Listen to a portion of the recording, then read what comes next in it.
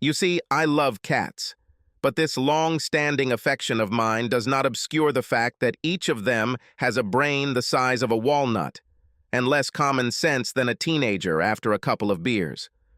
Firstly, as a child, I never thought or wanted to have a cat. When I was growing up, our family never had pets, and constantly caring for any kind of them seemed like hard and pointless work to me. But one day, for some reason, my ex-girlfriend decided that we needed a cat, but I wanted to have sex with her, so I agreed. Then we broke up and she moved somewhere that didn't allow pets, and I ended up stuck with this beast. It was a tabby cat that destroyed everything in my house in no time. As much as I wanted to hate him, when he snuggled up to me at night and purred like a warm, fuzzy little motor, well, I couldn't be angry anymore. What a manipulative little asshole he is. Eventually he got sick, and I had to put him down. By that time I realized that I liked these purrs, and got a couple of kittens, a brother, and a sister. This was before I met my current wife. Both cats were completely black. Only the female had blue eyes, and the male had green eyes. In addition, the male was larger, but had a calmer character. Unlike him, my sister was very energetic and cocky. Since they were both pure black, they needed witch names, so I chose Hermione and Hagrid. The names, as they say, matched their personalities. I never considered using the nickname Harry. I'm not going to argue, but I think it's a stupid name for a cat. The same can be said about Ron or Weasley, especially for a cat without red fur. Of course, their real names didn't matter when I growled on both of them, like enough or lie down. Not that they ever responded to my commands or were quick to obey. No, although these fidgets preferred my company, they always remained on their own minds. But, as I said, my wife didn't like cats. She pretended to tolerate them while we were dating and engaged, but after we got married, she tried to get me to get rid of them. I refused, and this dispute became the first big quarrel between us. I eventually prevailed, but her passive-aggressive behavior in the marriage began soon after. I must face the fact that I was probably somewhat responsible for this situation. The thing is, in the middle of our fight, my wife Randy told me that she didn't like cats because, when she was a child, she read a story about some crazy old cat lady who died of a sudden heart attack. The lady was a recluse, and by the time it occurred to anyone to check on the grandmother, 10 of her cats, mad with hunger, attacked the most obvious source of meat in the area. As a result, a panicked fear took root in my wife's soul that one day the same thing might happen to her, when for some reason I was suddenly not at home. This story obviously grew out of the same irrational childhood fears that we all have, and Randy's telling of it reflected her deep trust in me.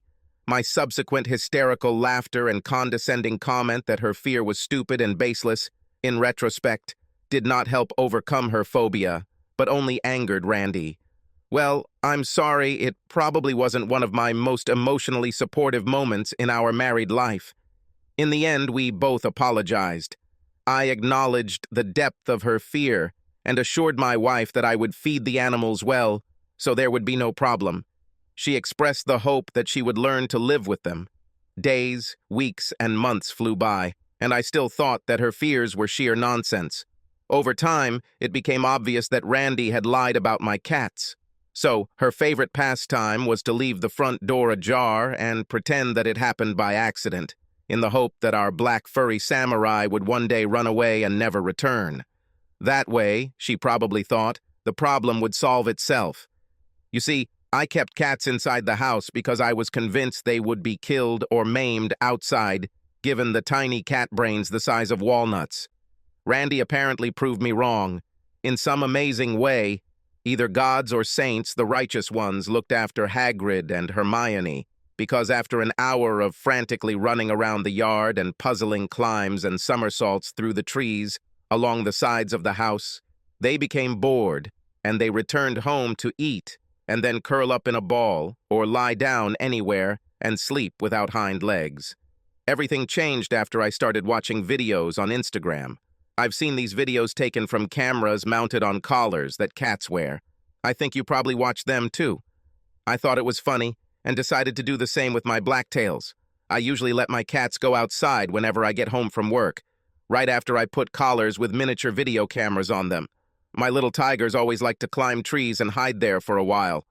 Then they went down and began to chase each other in circles or other intricate trajectories. Both cats were accustomed to this daily routine and, as a result, never went outside, even when my wife deliberately left the doors open. The cat's reflex was this: it's not time for us to go out, because the owner, that is me, is not in the house. And besides, we were not wearing collars with these things. If any of these conditions were not met, Hermione and Hagrid did not show their noses over the threshold, and they were usually only gone for about an hour, and then quickly returned home when I loudly called them back. I could tell that the failure of Randy's cunning plans to accidentally get the cats out of the house was driving my wife crazy every day, but I pretended not to notice. When the cats returned home, I filmed them and took the cameras, which were wireless and connected to my phone, and then downloaded video, edited short videos, and posted them on social networks. I know. It seems like pretty stupid content, but I already had 500,000 subscribers who liked my cat videos, so it all amused the hell out of me.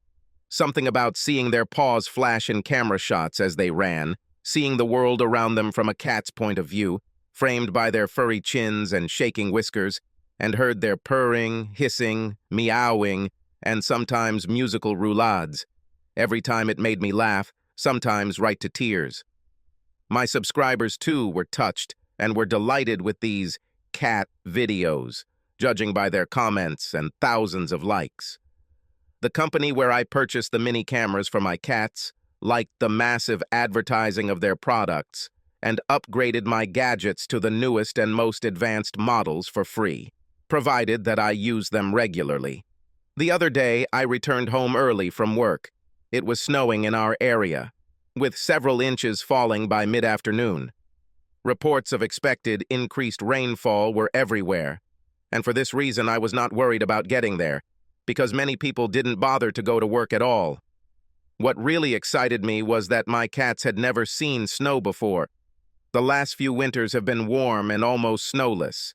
The thought of a video of black beasts frolicking in white snow made me giddy with adrenaline in anticipation of how hilarious the video I could film and post online.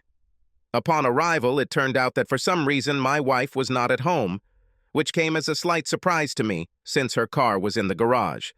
I knew that her office, like many others, was closed due to bad weather. Randy worked for a government agency, and when I was driving home, I heard a radio announcement announcing the early closure of most government offices in our area. Where could she have gone? Hagrid and Hermione didn't greet me at the door, which was also quite unusual. Having driven the car into the garage, I decided to look for them before trying to find out where my wife was. The reason the cats didn't come to the garage door was because they were sitting side by side, staring out the window, mesmerized by the softly falling flakes of snow behind it. I gave them the signal, one of the few verbal commands they would respond to, and they immediately ran to the front door to put on their camera collars. After equipping the cats with their devices and turning on the recording, I opened the door, and Hermione carefully poked her head outside, sniffing and looking around at the unusual surroundings. The more impatient Hagrid jumped over her because she was too slow and immediately crashed into the all-encompassing white carpet, passing with a surprised "May" a little forward, and leaving behind a darkening trail of 4 cat protectors. Hermione watched the brave trailblazer for a couple of seconds, and then shook her head in the feline equivalent of saying, "Ah, screw it all!" and jumped after him. The crazed cats had a full-blown explosion of ecstatic excitement in our front yard. They ran in circles and weaved along unpredictable trajectories with crazy pewter eyes, gliding on spreading paws, funny flopping on their side and jumping up again. They jumped with acceleration into the snowdrifts, realizing that the snow was cold and wet, and then quickly forgot about it during the game. I made myself a cup of coffee and watched them tumble for a while. Watching this circus live, laughing at the cat somersaults, was much better than on TV. After about 15 minutes, the cats apparently got tired of chasing each other, and one after another they climbed up a tree located between our house and the neighbor's house. I knew from experience that they would be there, resting, for some time. By the way, about this. I didn't like our neighbor. First of all, his name was Goose. Strictly speaking, Gus, but that doesn't matter. This Goose was a general contractor who had just renovated his own home. Frankly, after the renovation, his house looked pretty nice, so we talked to him about doing a similar renovation to our house, too. Secondly, our neighbor was a fit and muscular guy, and he always liked to flirt with Randy, who would giggle every time, languidly straighten her hair, stick her chest out, and flirt back. When I confronted her about this, she indignantly denied all my accusations, calling them outrageous insinuations, and at the same time added that I cling to her only because I am not confident in myself. Third, this Goose was also a cyclist fanatic, and a particularly obnoxious type at that, who at every opportunity ranted about his watts, amperage, volts, calories, and his next race, in each of which he intended to take the top prize. He liked to ride his bike along the canal embankment near our house, even in the worst weather, when it was slippery and muddy, because, as he said to my wife's stupidly suggestive giggle, "What's the point of doing something if it doesn't make you dirty?" But I got a little distracted while finishing my cup of coffee. Just then, Randy returned. "Where are the cats?" Without saying hello, the first thing she did was ask a question, and in a somewhat tense tone. It was strange. Randy never asked about them, and now she seemed quite excited. Taking a closer look at my wife, I realized that she looked very disheveled, as if she had to quickly get dressed. Her hair, usually carefully styled, was now in such disarray as if she had just woken up, or she slid out of the hayloft head down. "Outside," I answered, watching her. She behaved suspiciously, insecurely, and her gaze slid, without lingering, on the kitchen items, while trying not to meet mine. She seemed to not know what words to choose and what to say next. Suddenly, like a cat, the hair on the back of my neck stood on end with a premonition of something very bad. "Why?" I asked briefly. She almost jumped and looked shocked, but quickly managed to pull herself together. "What why?" she answered, still avoiding looking at me. "Why are you asking about cats?" She seemed to relax slightly, leaning back and leaning her back against the wall. "Well, I was worried about them in this weather," she said, looking into my eyes for a second, but then quickly looked away. Now I knew she was lying. What she wanted was for them to get stuck in the snow and freeze to death in this weather. "Where have you been?" I rolled an oncoming test ball. She began to look scared again, and her features tensed again. It was as if I could see the wheels in her head spinning madly as Randy frantically tried to figure out what to say to her. She even seemed to shrink a little, standing against the wall and frantically clutching herself with her arms under her chest. "I went to Gus's house to discuss with him the renovations we want to do." She finally gave her final version. She glanced sideways at me to see how I would react. My instincts told me that there was more behind her words than she wanted to imagine. Randy looked close to panic now. Given all the clues I'd noticed earlier that my brain was slowly processing, I could only think of one reason why she looked so twitchy, and I realized that the reason could be directly related to our cats. I just remembered that they not only like to climb the tree next to Goose's house, but they also like to jump from that tree to the roof of his veranda and walk around. Usually this was nothing special, because when they went on their excursions, most often he was not at home. On the other hand, there were a few occasions when I had to carefully edit the cat camera footage, because it showed right into his bedroom as they walked past it on the roof of the neighbor's porch. "Please tell me, honey, were you upstairs or downstairs at Gus's house?"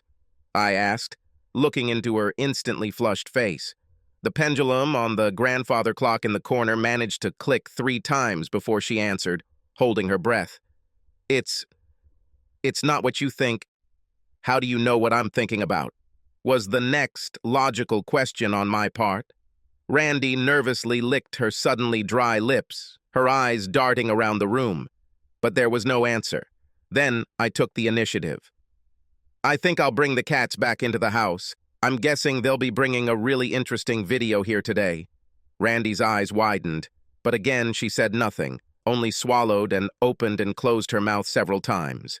I went out onto the porch after making sure that the main part of my body remained in the doorway so that I would not be, purely by accident, locked from the outside. "Kitties! Om nom nom!" I called loudly into the space of the courtyard. When I started using this command, I said the words while loudly shaking a box of dry cat food. They quickly received the message and ran back home. Then, when they came in and allowed me to remove the cameras from their necks, I treated each of them to a well-deserved treat. After that, I gave them their usual portions of food. Over time, I stopped using the noisy stimulus just to get their attention, but still gave them a treat for following the command, and then fed them sometime later. So today, they reacted the same way they always did, and rushed to the door when they heard my call. I made sure to remove the cameras from their collars before they went inside so Randy wouldn't try to grab them. After handing out treats at the door, I let the cats inside. They shook themselves up, scattering lumps of snow stuck to their fur, froze for a couple of seconds, looking warily at Randy, who had frozen in the corridor, and then slipped further into the house. I closed the front door. Randy's gaze was drawn to both cat cameras that I held in my hand. Finally, she looked up and her gaze met mine. She looked somehow crestfallen, and a hunted expression froze on her face. "I go down to the basement to download the video and decide what I want to publish on the internet. I hope you can figure out something to do with yourself," I told her. I turned around and went down the stairs to my den. To hell with it, I'll feed the cats later. It took a while for the app on my phone to sync with the cameras, but after a quick 5-minute scroll through the footage, I found what I suspected. There was a video of Goose having sex with Randy on the bed in the bedroom on the second floor of his house, which was clearly visible from the roof of the veranda, and in the video their faces were clearly visible, Randy's moaning mouth and her eyes closed in ecstasy. At some point, she opened them and realized that she was looking straight into Hermione's eyes, of course not knowing which cat of the two it was. Her eyes widened, she quickly jumped off the bed and rushed to the window in all her naked glory. Quick-witted Hermione was catapulted back onto the tree in an instant and quickly climbed down. When a half-dressed Randy rushed out of the house a few minutes later, trying to catch up with the black witness to her fall from grace, she instead chased peacefully those who moved out over a snowdrift by Hagrid, not even suspecting that he was chasing the wrong cat.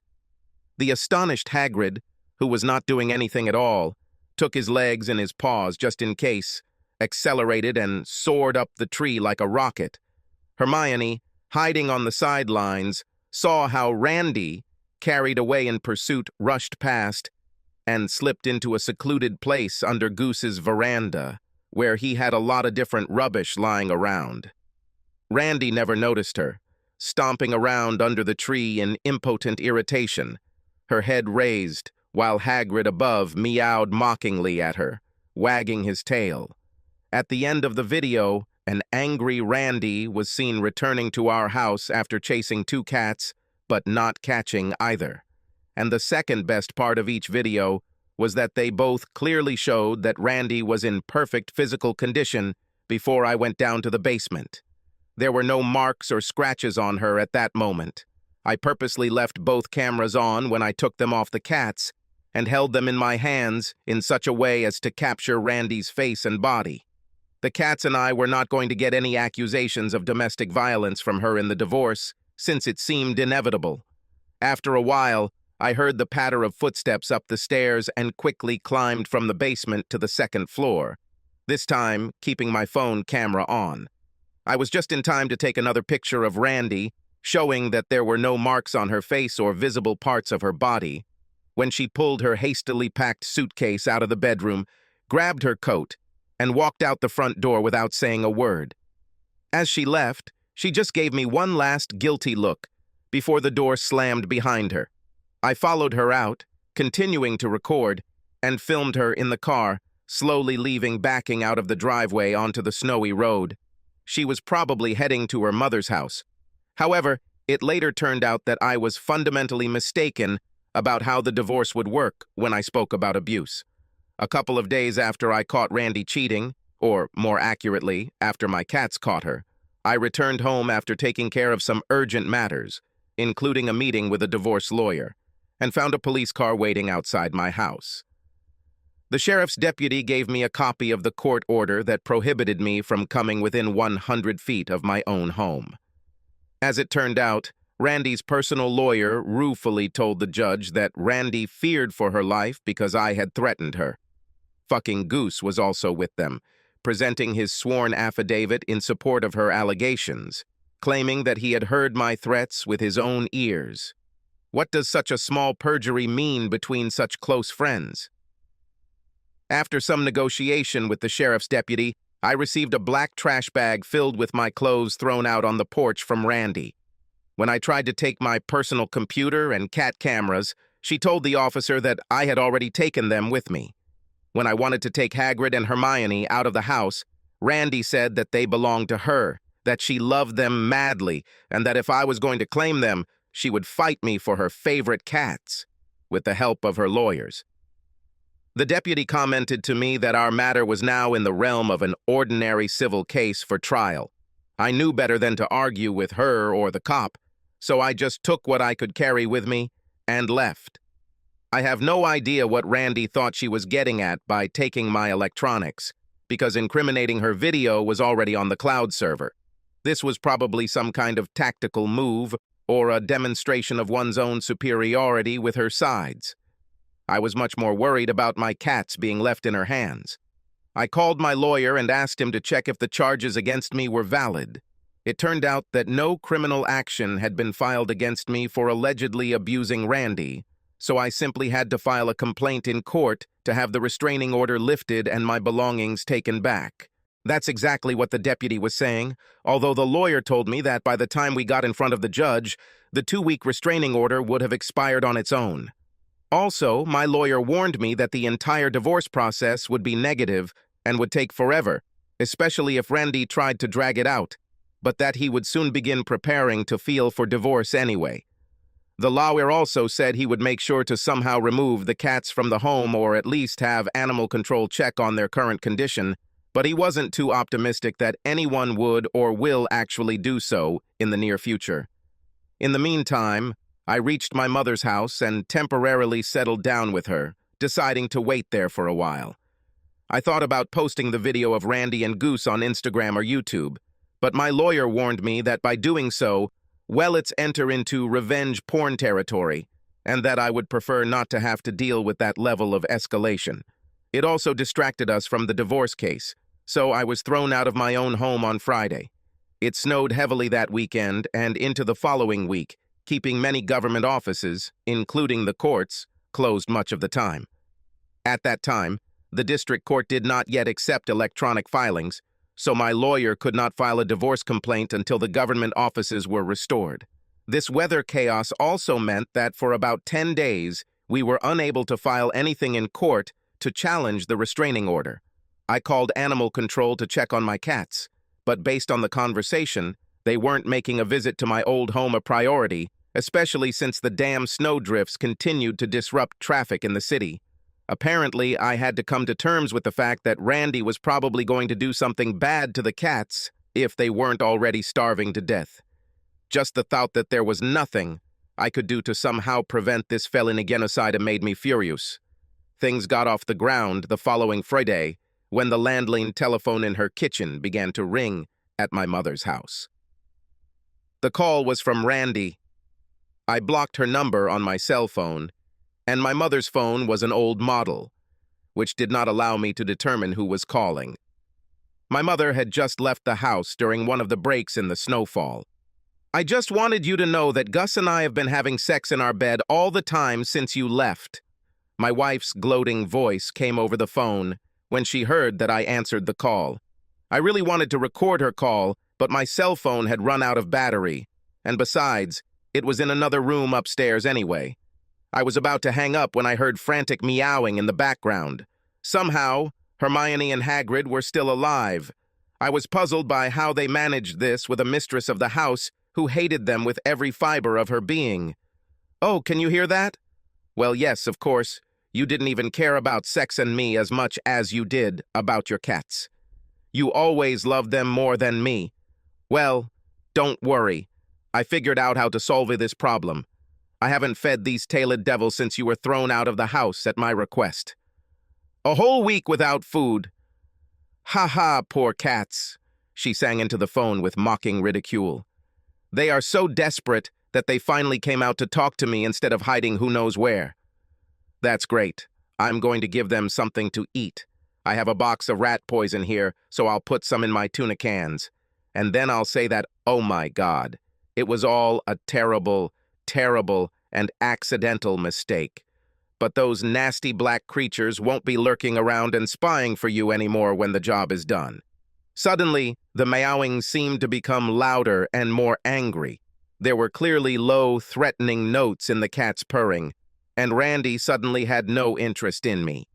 Hey, stop it, stand, lie, back off, no, aye, get off my leg, damn animals, no, oh! Then, for some time in the tube, there was a cacophony of sharp hissing, cat squeals, the sounds of desperate female screams and screams, mixed with a catfight, the culmination of which was a strong fractional roar. After this, there was a ringing silence. I blew into the phone a couple of times. Nothing except some barely audible rustle. Finally, after about a minute or two, I heard a strangled, pained groan.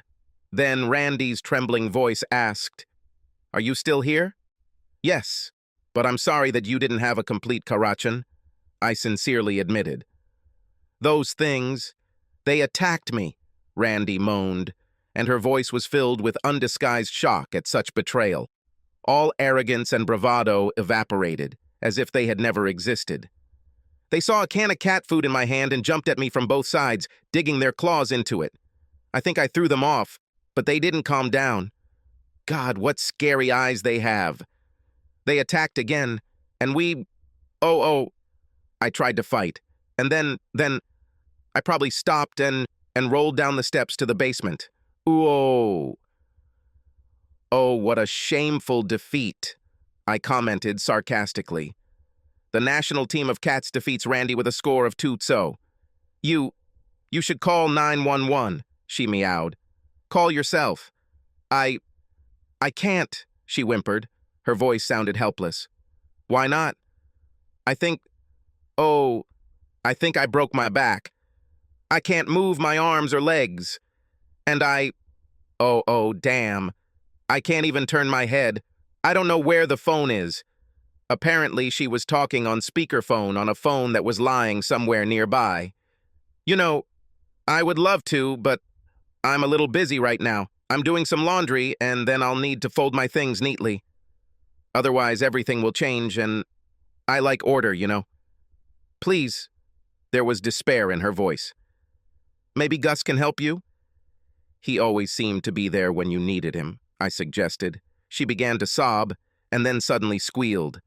Lord God, the cats came closer and sniffed my face. Now she was in real panic. "Are you bleeding there?" Yes, I think so." Uh-oh. The smell of blood will awaken some primal instincts, especially since you starved them for a week. I once saw something similar in Game of Thrones, only it was with dogs. Cats seem to start with the nose, don't they? I thought out loud, pressing the telephone receiver to my ear with my shoulder. Then, they also seem to like ears, for a snack. I think, Randy, that your worst fears may yet come true. Oh my God, please help me. Help! Listen, Randy, you're obviously too busy right now. Maybe we can talk sometime later. After that, I hung up. Are you trying to poison my cats? Think again. Are you lying about me threatening you? Get out. Period. Moreover, you go to the left, not caring about marriage vows. After all this, I had absolutely no love left in me and no desire to help Randy. Now she was Mr. Goose's problem. At least I no longer had to worry about the cats starving to death, or how many zeros a divorce will cost me. I was pleasantly surprised at how well I slept that night. Shortly before this, I had spoken to Dr. Marivers, whom I met online, about whether therapy would be a good idea, but he had this creepy accent that I had difficulty understanding. In fact, I wasn't even sure he had a license. In any case, talking to a real psychotherapist about such things could very well lead to me being locked up in an asylum. So this topic was definitely not discussed. However, posting things online seems to really help. I like to troll various assholes online. It's easy once you find their vulnerabilities and pain points. This allows me to release a lot of anger and negative tension. A couple of days later, I received a call from one of the animal control officers. It turned out that he was a longtime fan of my cats and the content I posted with them on my Instagram account. He realized he hadn't seen any posts for a while and put 2 plus 2 together. I explained to him that Randy and I were going through a pretty messy divorce and that she was starving my cats. For some reason, he did not know all the details in advance, but said that my information clarified the situation. This employee explained that later that fateful day, he stopped by my house to check on how the cats were doing. He could see them in the living room window, sitting in a column and constantly looking at him. In the basement window as he passed by, looking around the house in an attempt to find my wife so he could talk to her, he saw the legs of a man who did not seem to move. Then he called the police and paramedics, who arrived a short time later and broke down the front door.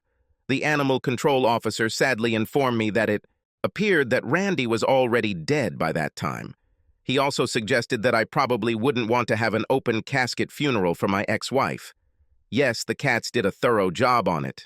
No wonder, because they were very hungry and angry. Because of this, the identity of the deceased has not yet been reliably established. The fact is that they simply had nothing to work with the exception of teeth, and this kind of confirmation would take some time. After he told this chilling story, the bottom line was that animal control would most likely have to euthanize Hagrid and Hermione. True, to do this, they will have to find and catch these beasts, because the minute the front door was broken open, both cats flew out of my house like 2 hypersonic missiles and flew up the tree onto the neighbor's roof. I thought that maybe I could intercept Hagrid or Hermione before anyone noticed, given that all the responding services were fussing over my now-deceased wife. Keep in mind that I haven't yet decided whether I even want to continue living with these black predators now that they've rocketed to the top of the food chain, but I figured I'd think about it tomorrow, so I headed to my former home. Wanting to make this visit as discreet as possible, I left my phone at my mother's. There was no need for anyone to track my movements. My plan was to park on the far side of some tree-lined lot at the end of our street, then take a shortcut on foot and sneak into Goose's backyard, where I hoped I could get the cats off the roof. Alas, everything did not turn out quite as I expected. When I drove closer to our block, it was already well after noon, and the sun was setting. More snow has fallen in the area recently, keeping most people inside their homes. Looking out from behind a group of trees from my position, no matter how hard I tried, I couldn't see my cats on the roof of our neighbor's house at all. However, I had a good look at the fact that there were still many police and fire trucks parked in front of my house. This was probably the most interesting death all month. Everyone who visits there will probably talk about it for years, astonishing newcomers with this incredible story. I didn't see the point in trying to get close to my house, given the whole bunch of people trampled around him. So I gave up trying to find the escaped animals and walked back through the forest to the canal, walking a long way to get back to the car I left there. After heavy rainfall this week, snow was everywhere. Finally, I came to a place with a view of the canal aqueduct. It was built to carry the waters of the canal over a wide stream that flowed into the river nearby. Even in dry weather, it was always risky to ride a bicycle along the aqueduct because the path along it and next to the canal was very narrow. Instead, you had to walk along it, carrying your bike, as most locals did. Now, with fresh, plentiful snow cover and perhaps hiding with ice underneath, the situation has likely become even more dangerous. Coming out from behind the trees and looking at the canal, I suddenly saw that my cats were on the aqueduct. They sat side by side on the edge and looked down at the water flowing in the stream. I also realized that from the other side of the aqueduct, Goose was approaching on his bicycle. This bike fanatic was happily riding along the snow-covered footpath, about to cross the aqueduct and heading in my direction. However, to do this, he would have to drive past the cats, who were partially hidden from him by the railing and the fading light of the setting sun. At the last second, the cats noticed Goose, and Goose saw cats. They all reacted at the same time. The cats jumped out right in front of the bicycle, and Goose, who had gained momentum, reflexively jerked the steering wheel to the side and then slid along the ice. He crashed into the railing with acceleration, tumbled over the fence with his ass up, and flew down into the waters of the stream with a scream. His magnificent bicycle, rearing up, followed its owner, catching up and falling on his stupid head, just at the moment when he emerged and opened his mouth for air. Telephone Velo Goose, who I'm sure was recording the statistics of his races, also flew into the water in a graceful parabola and bubbled like a small fountain, like a silverfish. It sank to the bottom. As I ran up to the aqueduct, I saw the would-be Tour de France winner trying to rise from the bottom of the stream. The winter sun had almost set below the horizon, and it was already quite dark down there. The stream itself was not very deep, but the water in it turned out to be very cold, and Goose was obviously soaked in it from head to toe, and in addition, he apparently had a badly damaged leg on which he could not lean. His other problem was that the banks of the creek were very steep and icy, so there was really no way of getting out of sight, especially with his injured leg. He raised his head, saw me, and called for help. I couldn't make out what exactly he was screaming because the snow cover muffled his scream. In response, I shouted, "Try again! Maybe you can call Randy for help!" That's when he recognized me. He tried to climb onto the bank of the stream, but he failed and rolled back down. One thought occurred to me, and I decided that now I need to be somewhere else as soon as possible. I turned to head back to my car and saw both cats sitting on the path, staring at me without blinking. Their black mustachioed faces showed recognition, but all three of us somehow suddenly realized that from now on, we were going to go our own ways. After sitting for another minute, they stretched, snorting and bending gracefully, meowing something in their own, cat-like form, as a farewell, and they rushed towards the forest, where they soon disappeared from sight. I assumed that when they got tired of playing and exploring, they would return and hide in their hiding place under Goose's house. A few days later, when I returned to my house again, and after carefully removing other people's traces from the master bedroom and basement, and at the same time throwing away the bed, replacing it with a new one, I heard from a neighbor that some tourist had found a body, our former neighbor, on the bank of the creek. His limbs were frostbitten, and he died of hypothermia. They say that hypothermia kills quickly and painlessly, as if you were quietly and peacefully falling into sleep. Thinking about all this later, I could not understand why people always say that meeting a black cat is not good. Personally, I have always had good luck with them so far, although I think my next pet will be a rabbit, or better yet, a goldfish.